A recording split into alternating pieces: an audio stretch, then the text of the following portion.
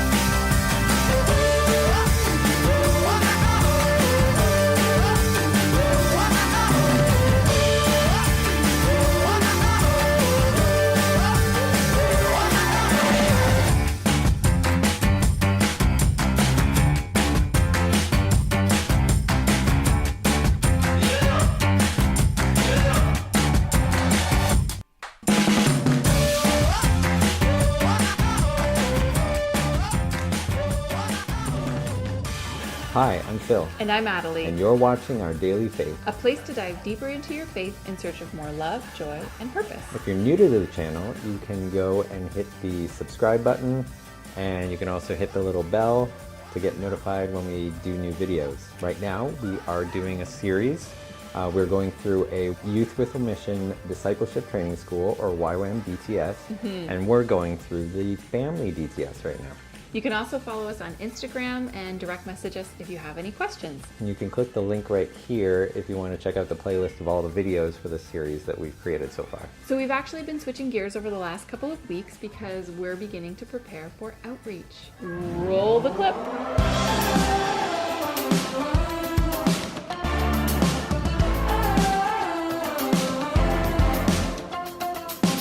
Summer is burning, burning up the highway. Your hair is golden, golden in the heat wave. We'll keep it steady, steady on this night drive. We're getting ready, ready for the high tide. Let's go take a dive in the tropic heat. You and I on the beach, swaying in the breeze. I bathe in your summer light, soak in your ocean eyes. You are the sunshine. I'm not gonna let you go.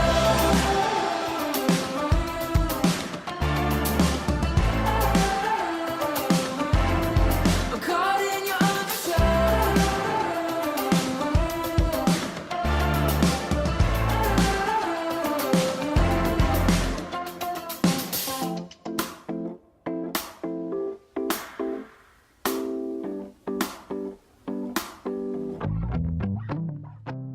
So we finished up our visa applications, and we've got our vaccinations all done. We're just waiting for the approval of our visas and to get our passports back right now.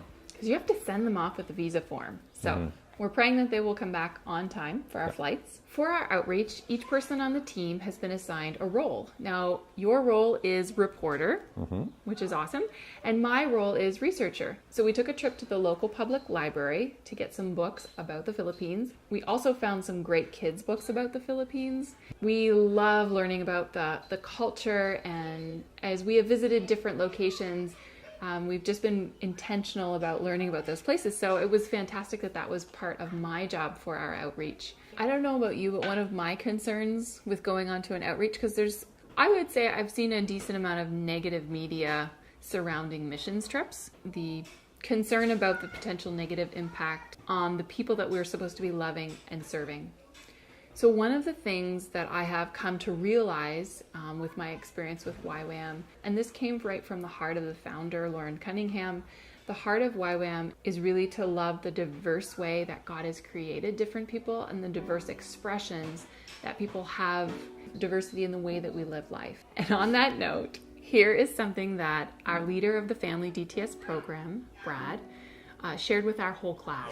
In Family DTS, we've been given a message over the past few years by one of our speakers and really tried to encourage us as a DTS family that as we go out on outreach, as we go to these foreign locations that most of us have never been before, it's so easy for us to go in and impose our own will on these cultures and on these other YWAM bases and see these people for the lack of what they have or what we think they need.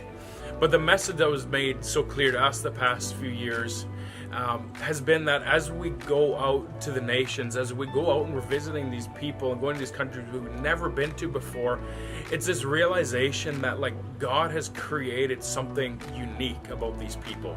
God's created something unique about these nations, about these cultures, and they have their own, identity about them. Everything you see around you has a sound in it. And it's as we go out, our goal isn't to go impose a new culture, a new identity, a new sound on these people we're going to meet, but it's about partnering and co-laboring with God and bringing the sound out of these people, out of these cultures that already exists. It's like saying, okay, God, you have an original design for these people, for these communities, for these nations, and now how do we help bring that out? How do we help the sound that you've already placed in them and their cultures come alive? And it's so exciting that we get to be a part of co-laboring with God to, call out the original design and destiny in these cultures we get to go to. So I really love that. God has created something unique about each culture, and as we go in and do outreach as missionaries, the point is to bring out the sound that they already have and not to try to impose a different sound on that culture. One of the things that I'm looking forward to on outreach is learning, what does that actually look like? What does that mean? So last week, as we prepare for outreach, it was a great honor to hear from our guest speaker, Joe Portali, who spoke about pioneering and missions and told some amazing stories as a student and a leader of outreaches. So Joe has actually led, I think, over 30 outreaches by this point. He was serving already in the late 70s and has a wealth of experience. He has raised his family within the missions field. So Joe had a lot of insightful stories and insightful things to share. What is one thing, if you can pick just one thing, that really hit home for you? This is one of my favorite weeks. I would probably say if I had to pick one thing, it was just about his obedience during times where they hit a roadblock. So for example, their car breaks down. Then he asks God, okay, God, we have a delay here. What do you want from us here? And Joe said that purpose always involved people. Like God's heart is for people. And so every time they hit a roadblock and a delay, it was always related to people. Some incredible stories about God bringing people together. Story of someone on their team had a rare blood, had a blood type that was needed for a woman who had just given birth and was hemorrhaging. And so God had saved that woman through the donations, and then through that it opened up some wonderful, loving conversations. And that wouldn't have happened had their van not broke down in that town. That's right. So yeah, it was very cool. I think one of the stories that really hit home for me was for one of his outreaches, they drove across the Sahara Desert. As they were driving, they stopped for a break, and there was a tree along the side of the road. And the girls went to go behind the tree to have a bathroom break. The guys are out by the vehicle still, and all of a sudden they hear blood-curdling screams coming from the girls. And they look up and run towards the girls. When they come up to the view where they see behind the tree, they see that there are a whole swarm of bees around the girls. The girls had disturbed an African killer bee nest. And I looked this up, and African killer bees are so dangerous because they are extremely aggressive. And if one bee in an entire hive is attacked, the entire hive will attack. And so the swarm was so thick, he said, like the swarm came after them. They ran up to get the girls out, and everyone's running back, and he's swatting bees out of his face because it's just so thick that like everywhere he's swatting, there's bees everywhere, and they're just surrounded by it. And so he gets away from the bees, and then he hears screams back in, and he hears, "I'm allergic to bees." So he runs back and he helps this girl get out. And then he hears another scream, "This is the way that my dad died." And he runs back for her and brings her back out. So the girl that her dad had died in this way, by the time they laid her out, she was stung head to toe. Like there was not a portion of her skin that was not stung by a bee. And she was so swollen, and she wasn't doing very well. And her breathing was really shallow, and then it stopped, and her eyes rolled back. And they start praying over her and praying over her. And then there's another girl, the girl who said she was allergic to bees, is next on the ground, and they're praying over her as well. And so they're praying over to these two girls, and they're in the middle of the Sahara Desert. There is no help anywhere nearby. And a car comes up and drives up and asks if they need any help, which of course they do. And I think one of the person is trained in emergency medical response. Yeah, it was either a nurse or something that had some sort of medical training. And she looked at the girl who wasn't breathing. The medically trained person came up and said it's too late for her. This person just happened to they had basically like an EpiPen for these African killer bee stings, and so they administered it. So they gave him to two of the other girls, because this other one, they said that there was no point because it was too late. So they gave him to two of the other girls, and they started to kind of come around.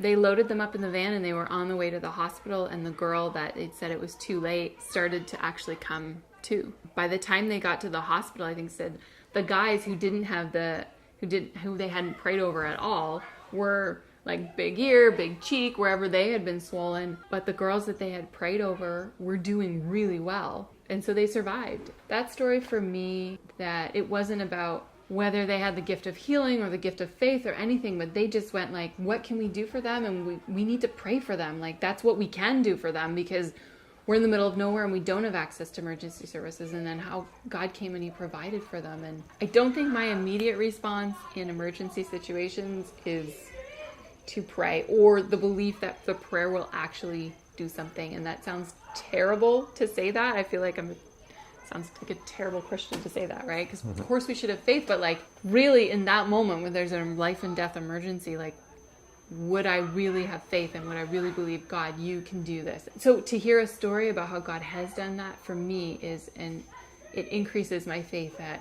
God does do that. Not just God can, but he does do that. One of the speakers that we've heard often says that we have too small of a view of God, but that sometimes we need to expand our view, because God can do a lot more than what we think he can. I also really appreciated that his wife Judy shared about what it was like to raise kids in the missions field, and how it was completely possible, how her kids have such a wonderful world view and understanding of other cultures since they've traveled around, and an appreciation for people of other cultures and tongues. And at each different location and with the different challenges that they had, their kids were learning something different. So a couple of weeks ago, we went on a family hike.